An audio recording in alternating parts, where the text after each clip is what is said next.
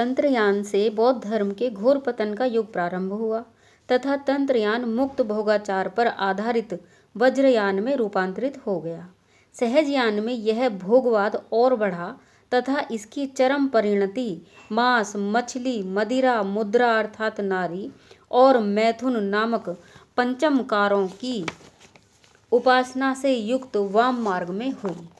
बौद्ध धर्म के इन सिद्धों के मुक्त भोगवाद पर प्रहार करने के लिए ही जगत गुरु शंकराचार्य को युग की आवश्यकता के अनुरूप जगत के भोगों को निस्सार, मिथ्या और माया सिद्ध करने के उद्देश्य से जगत को ही मिथ्या घोषित करना पड़ा तथा परंपरागत वेदांत दर्शन के सकारात्मक और प्रवृत्ति परक स्वरूप को बदलकर वैराग्य मूलक निर्वृत्ति परक नकारात्मक रूप देना पड़ा।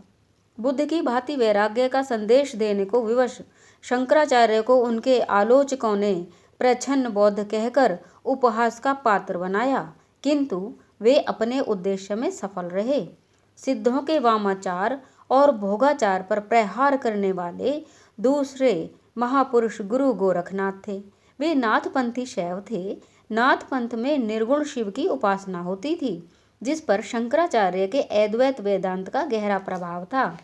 मध्यकाल के प्रारंभ से पूर्व ही भारत पर मुस्लिमों के आक्रमण होने लगे थे। 10वीं शती के प्रारंभ में मंसूर नामक एक मुसलमान वेदांत की शिक्षा प्राप्त करने भारत आया था।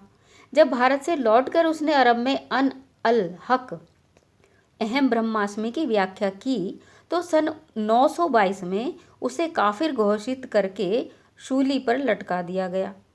इसकी प्रतिक्रिया में सारे अरब देशों में सूफी मत फैल गया। ये सूफी बाद में मुस्लिम आक्रांताओं के साथ भारत में आने लगे और यहाँ के मुस्लिम शासकों के राज्य विस्तार से साथ धर्म प्रसार के उद्देश्य की पूर्ति में जुट गए।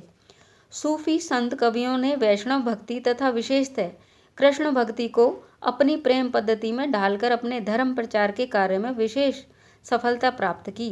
जो कार्य कट्टर मुस्लिम शासक तलवार से नहीं कर सके, वह इन सूफियों ने प्रेम पूर्वक बड़े कौशल से संपन्न कर डाला। शासकों के अत्याचारों से पीड़ित तथा सूफियों की कुटिल प्रेम पद्धति से चिंतित वेदांतवादी आचार्य रामानंद, रामानुज, वल्लभ, निम्बार्क, चैतन्य आदि इस ऐतिहासिक संकट का सामना करने के लिए निर्गुण और सगुण भक्ति की शक्ति धारण करके धर्म रक्षा के पुनीत कार्य में जुट गए। कबीर आदि निर्गुणोपासक संतों ने दुराचार, महत्वाकांक्षा, लोभ लिप्सा, भेदभाव, धार्मिक कट्टरता आदि पर कटाक्ष करके अत्याचारी शासकों की मनोवृत्तियों पर करारे प्रहार किए।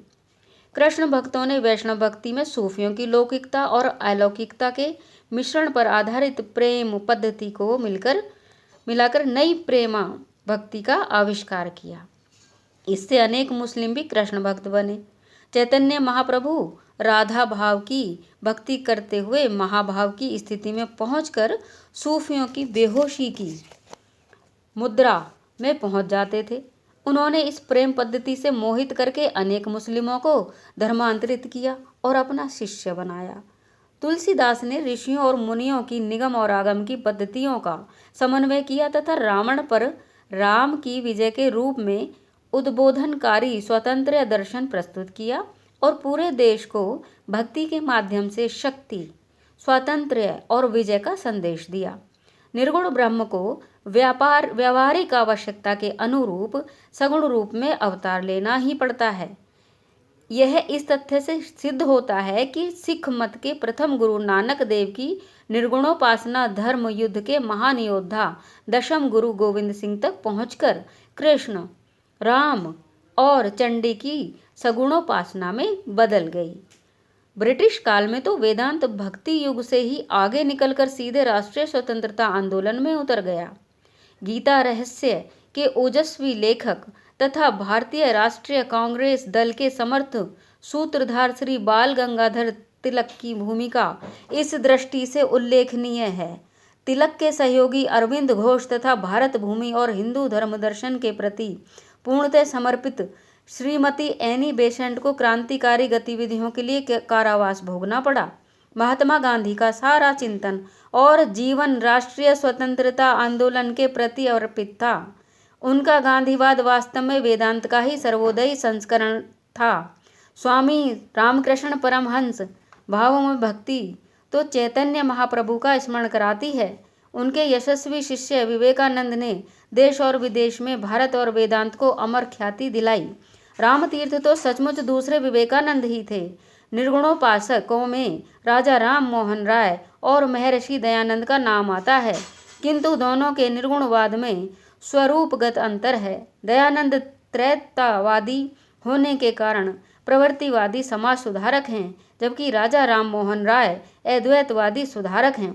स्पष्ट है कि भारतीय चिंतन का एक अखंड परंपरा के रूप में विकसित हुआ। विभिन्न ऐतिहासिक परिस्थितियों के अनुरूप परंपरा में ही नवीन प्रयोग होते रहे हैं। भारत की अखंड ऐतिहासिकता को न समझने वाले कुछ देशी और विदेशी विद्वानों ने अपने निहित उद्देश्यों से भारत के इतिहास को खंडित रूप में प्रस्तुत करने के प्रयास किए हैं। आर्यों को बाहर से आया हुआ बताकर तथा सिंधु घाटी सभ्यता को उनके पूर्ववर्ती मानने का आग्रह जताकर उन्होंने भारतीय इतिहास के अखंड विकास के सामने प्रश्न चिन्ह खड़े किए हैं। अगले पृष्ठ में इसी समस्या पर वैदिक चिंतन के आलोक में विचार किया जाएगा। नंबर 2, सिंधु घाटी सभ्यता और आर्य। पाश्चात्य विद्वान वैदिक संस्कृति और साहित्य के गौरव से कुंठित थे, अतः उन्होंने ऋग्वेद के सूक्तों को गडरियों के गीत बतलाया। यही नहीं, उन्होंने आर्यों को भी उत्तरी यूरोप, साइबेरिया, मध्य एशिया आदि बाहर के किसी भूभाग से आकर भारत में बसा हुआ घोषित किया।